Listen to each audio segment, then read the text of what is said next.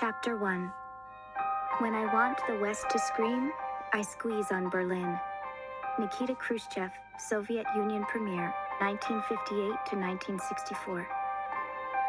There was no warning the night the wall went up. I awoke to sirens screaming throughout my city of East Berlin. Instantly, I flew from my bed. Something must be terribly wrong. Why were there so many? Although it was a warm morning, that wasn't the reason for my sweaty palms or flushed face. My first thought was that it must be an air raid. My parents had described them to me from the Second World War. I pulled my curtains apart, expecting the worst. But when I looked out, my heart slammed into my throat. Not even the darkest part of my imagination could have prepared me for this. It was Sunday, August 13th, 1961, a day I would remember for the rest of my life, when a prison had been built around us as we slept. Lines of Grenzers, our nickname for the border police, the Grenztruppen, stood guard along a fence of thorny wire, in some places higher than their heads, and for as far as my eyes could see. They stood like iron statues with stern expressions and long rifles in their hands. It was obvious that anyone who tried to cross would get far worse than a rip in their clothes. Because the Grenzers didn't face the Westerners on the other side of the fence. They watched us. It was very clear who they planned to shoot if there was any trouble. If only I'd looked out earlier. During the night, I'd heard strange noises of hammering, heavy footsteps, and hushed conversations from men with sharp voices. But I rolled over and told myself it was only a dream, or a nightmare perhaps. If I had looked, I would have warned my family in time, just as our neighbor Herr Kraus tried to warn us. He knew this was coming. Hadn't he said for years that our government was not to be trusted? That we might salute the flag of East Germany, but that it was really Russia we bowed to? And my father had known. My father. As if she had heard my thoughts from out in the kitchen, I heard Mama cry, "Aldous!" That was his name. And with a final glance out the window, I remembered the reason for Mama's screams. My father wasn't here, nor was my brother Dominic. They had been in the West for 2 nights and were supposed to have come home later today. With an endless row of guns and soldiers between us, the fence just changed that. I raced from my room and arrived in the kitchen to see my oldest brother Fritz holding my mother in his arms as she sobbed on his shoulder. He eyed me and then cocked his head toward the window in case I hadn't already seen the fence. I only brushed tears from my eyes and wrapped my arms around her back.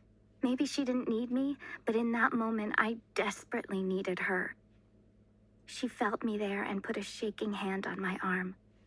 "They've done it, Goethe," she said through her tears.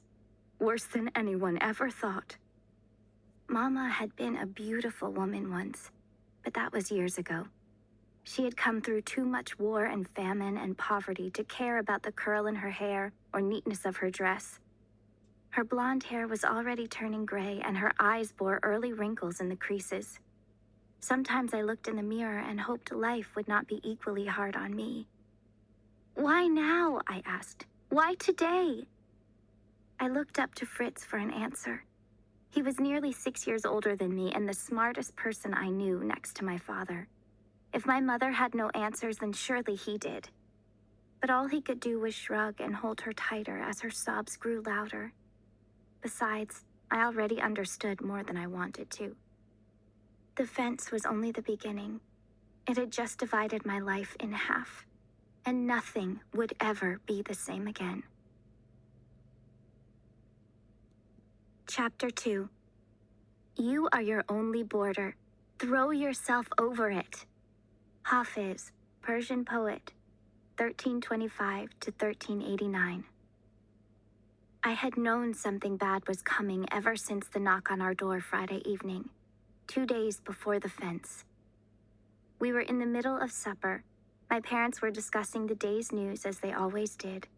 Hatred between the East and West was growing, and Berlin seemed caught in the center of what the world described as a Cold War. A standoff of loud threats and puffed-out chests. Hopefully it wouldn't lead to anyone bringing out their guns. Germany still hadn't recovered from the last war. Across the table from me, Fritz and Dominic were debating who should get the last dumpling. the oldest brother or the hungriest. And I was telling them all to be quiet. That I heard something. Someone knocked again. This time, everyone went silent. Papa wiped his mouth with a napkin, and after a warning glance for us to remain calm, he went to answer the door. Though my mother whispered that everything was fine, I was already nervous. Whenever unexpected knocks came, my heart waited to beat again until I knew who it was. 8 years ago, my father had been involved in some worker uprisings in Berlin. He had never been arrested for that and insisted he'd done nothing to deserve any special attention.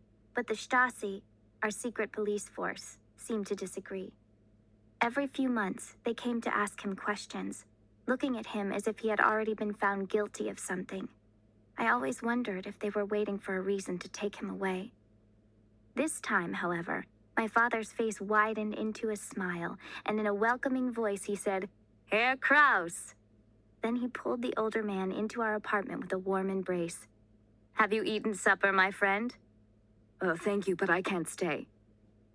Herr Kraus lived next door with his invalid wife. He was a bit odd, collecting scraps of anything that wasn't nailed down and stuffing them wherever the Stasi might not look. He and my father had known each other for as long as I could remember and had been at that uprising together. Mama once told me he definitely should have been arrested and that we weren't wise to associate with him. But when he came in, she left her seat and gave him a polite greeting. The more she disliked our company, the nicer Mama was. A lesson learned from our visits with the Stasi. "How can we help you?" she asked. Herr Kraus kissed her cheek, then dismissed any further pleasantries with a frown at my father. "We need to talk." Papa invited him to sit down while Mama said, "Children, go to your rooms."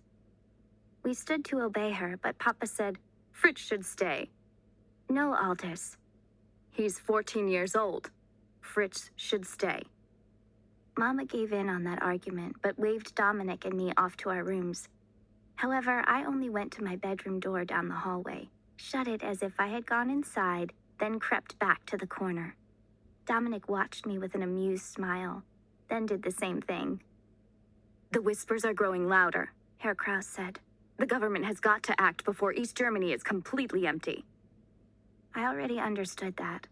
Our government had closed the border years ago, hoping to stop the flood of people leaving for the brighter lights of the West. But there were always ways through, and trying to keep people in had only made it worse. Another family from our apartment building had left just yesterday, disappearing without a word to anyone. The same thing was happening all over East Germany, especially here in the city. "So you think they'll begin arresting people who try to leave?" Mama asked. "No," Herr Kraus said. "I think it'll be worse than that. Your family must get over to the West while you still can." From around the corner, I nodded in agreement. Why couldn't my mother see what was so obvious to Papa and Herr Kraus and so many others who had felt trapped here beneath Moscow's thumb? According to Papa, for the last 16 years, Germany had been split between the East and the West, our people divided for no reason other than what street they happened to live on. That was part of our punishment for losing the Second World War. Break our country into pieces so we couldn't rise up and threaten the world again, the way Hitler had done. Now Britain, America, and France controlled the western half of Germany, as well as half of the capital city of Berlin. Russia controlled the east, where my family lived. At first, it didn't matter much to us. Most people shopped, worked, or visited just as we always had, and crossing the border wasn't much more difficult than crossing the street. But Russia's promises of a better life under communism weren't happening. As the West repaired its war damages, ours remained like unhealed scars. Their shops were full, and ours constantly faced shortages. They were growing stronger, while we leaned on Russia like a crutch, pretending to be every bit as strong. People had noticed the widening gap between our countries. As more East Berliners left each week, those of us who remained whispered in dark corners about what if we left too. I heard them. I watched as neighbors and friends made their plans to go. My father was one of those who whispered. Our family would have gone to the West months ago if Mama had let us. She was just as stubborn as he was, I supposed. They argued about it all the time, in whispers, of course. Berlin was a symphony of whispers. But this was also our home, and Mama couldn't imagine leaving any more than she could think about ceasing to be German. "Choose to go now," Herr Kraus said, "or soon you will have no choice." "You want us to leave the life we've built here?" Mama asked. "My widowed mother lives just outside the city. She needs my help. Should I leave her too?" "Would she ask you to stay here?" Herr Kraus asked. "Where it is dangerous to speak or to act or even to think?" "It is only dangerous because you fill my husband's head with ideas he should not have." Then Mama lowered her voice. This was not the kind of conversation she wanted our neighbors to hear. At least not the neighbors who might report us to the Stasi. She turned her attention to Papa. "Besides, our children are in school and you have a secure job." "They have schools in the West," Papa told her. "We can find a new home and a new job." "The refugee camps in the West are crowded and don't have enough food to go around." Mama shook her head. After the war, she had gone for months without enough food to eat. Thousands of Germans died of hunger back then, and I knew that memory was never far from her. "We have no family or friends there to take us in, and I won't bring my children into a camp. We're not beggars." "I'd rather beg there than live here." I had left my hiding place and spoken even before I remembered I was supposed to be in my room. But it was too late to go back, so I added, "Please, Mama, listen to them." "You should be in bed, Goethe." "What if Aldous goes to the West for a night or two?" Herr Kraus suggested. "He can find you a new apartment and ask about jobs." Papa's voice brightened. "I could leave tonight and be back on Sunday. We don't have to decide anything for sure until I come back." Mama was silent for a moment. Then she said, "Bring one of the children with you so the employers know you have a family to support." "I'll go," Fritz offered. I knew he would. Last week, Fritz told me he wanted to buy some of the West's magazines and come back here to sell them to his friends. "You need to help your mother with packing, and Goethe is too young," Papa said. "I'll take Dominic." Dominic came around the corner now, smiling as if he had won some sort of prize.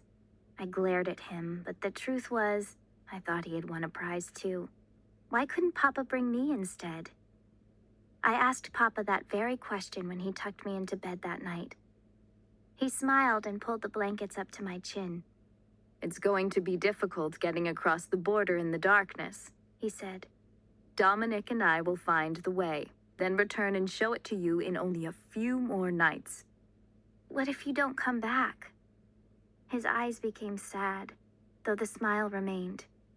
"I must come back, because nobody else knows our bedtime song." He got to his feet and started dancing to my favorite song, "The Farmer in March," which described all the chores a farmer must do to get his crops ready. "They have a lot to do in the home and the garden," he sang as he began pantomiming the words. "They dig and they rake and they sing a song." I sang along with him until the very last line. Then he kissed my cheek, wished me a good sleep, and closed the door of my room, saying, "I'll see you on Sunday, Goethe." No, he wouldn't. Because 2 days later, our city would be surrounded with an endless fence of wire and thorns. As I was about to learn, he would never come back. Eventually, Mama dried her tears and told me and Fritz to go get dressed, that we ought to see the fence for ourselves. It was still very early in the morning, and large bulldozers could be heard, already tearing down homes or 100-year-old trees that were in the way of the fence. Along with most of the people in my neighborhood, I stood on the road, facing the guns that faced us. Mama held one of my hands, and Fritz held the other. No one around me cried, and not even the strongest men fought back. Why didn't we? I looked around, waiting for someone to rush at the officers in a cry for freedom. Then others would join in and fight until we overpowered the guards and showed them we refused to be held in here like criminals. Or until enough of us were shot. The guards looked prepared to do that if necessary. Probably everyone here already understood that, because like me, they only stood and watched. Maybe we were all too empty for tears and too horrified for words. When I asked Fritz when Papa and Dominic would be able to come home, he only knelt beside me and shook his head. Quietly, he whispered, "Papa was a part of the resistance, Gerda. Or they think he was. As long as that fence is up, they will never let him come home, and he won't send Dominic back to this place. But don't worry. I'm sure it can't last long." The people around me had already given a name to this day, Barbed Wire Sunday, the day that divided a city and eventually a country. Worst of all, the day that divided my family. The sun warmed my back as it slowly rose in the east, and I shivered against it. This early morning light had not ended the long, dark night. No.